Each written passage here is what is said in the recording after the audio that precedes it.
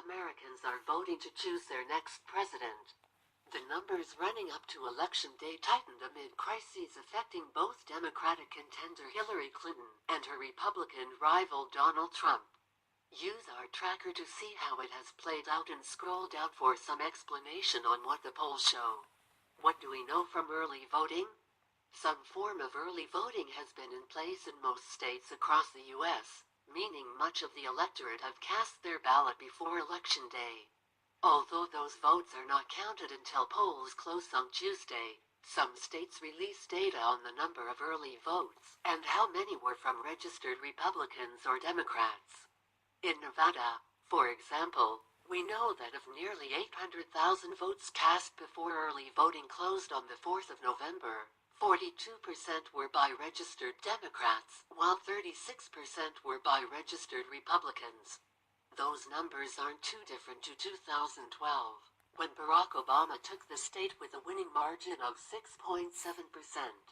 Of course, there's nothing to say that those registered with one of the parties will definitely vote that way, especially since both Mr. Trump and Mrs. Clinton have made direct appeals to supporters of the other party who may be disillusioned with their candidate. But in general, the Nevada data comes as a surprise, because much of the recent polling in the state has suggested Donald Trump is in the lead. That doesn't necessarily mean the polls are wrong. Mr. Trump could have a groundswell of support on Election Day, but if they are, it may suggest they are finding it hard to account for the surge in Hispanic voters. That Hispanic surge has been noticeable in several states, including Arizona, Colorado, Florida and North Carolina, according to analysis by Catalyst, a data firm working for Mrs. Clinton campaign team. In previous elections it has been less clear who Hispanic voters would back. Republican President George W. Bush won 40% of their votes in 2004, but this year it's clearer thanks in part to Mr. Trump's tough rhetoric on immigration and Mexicans. Research group Latino Decisions projects that 79% of Hispanic voters will support Hillary Clinton. One thing we know for sure is that far more people voted early in this election than in the past. In 2012, the total number of early votes cast was just over 32 million. More than 40 million people voted early in 2016. How important are national polls? It's a tough task to gauge the mood of a nation that is home to more than 300 million people, but that doesn't stop the pollsters from trying. National polls tend to have a sample size of about 1,000 people or more and can track movement and general opinion pretty well. But the U.S. election is won and lost in swing states and decided by the Electoral College system. This means that polls in states where either candidate could win, Florida, Ohio and Pennsylvania, to name just a few, play an integral role in election projections. What is the U.S. Electoral College? How does a U.S. presidential election work?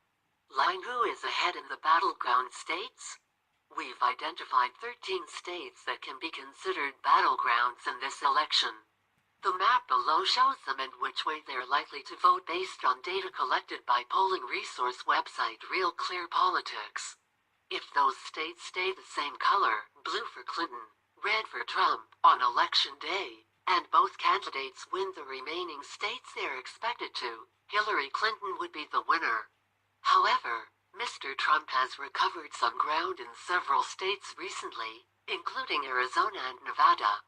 In Florida, he leads by just 0.2% and in New Hampshire, Mrs. Clinton leads by just 0.6%.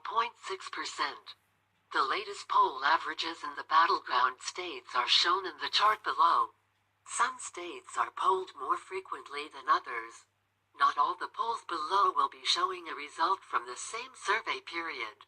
The bad news for Hillary Clinton is that the polls had already begun to tighten both nationally and in some key battleground states before FBI Chief James Comey announced a new inquiry into her email use on the 28th of October.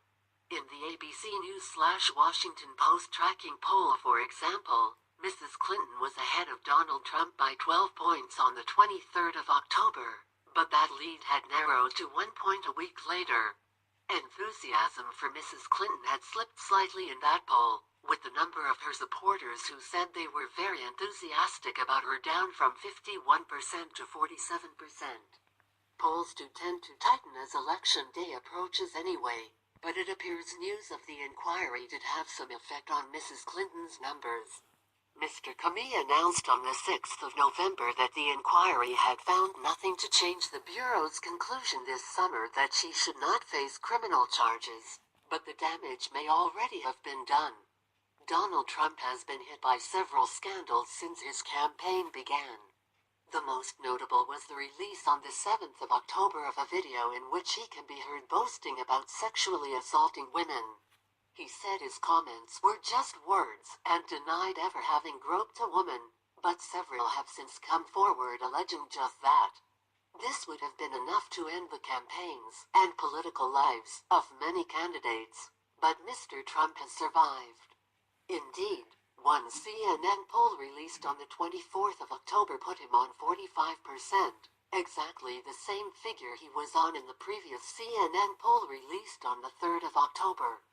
Both polls had Mrs. Clinton leading on 51%. Mr. Trump's ability to continually poll around 40% nationally while rarely going above 45% has led many analysts to describe his support as having a high floor but a low ceiling. Mr. Trump got more primary votes than any Republican in history, but the polls show he has struggled to attract voters from outside his large and loyal base.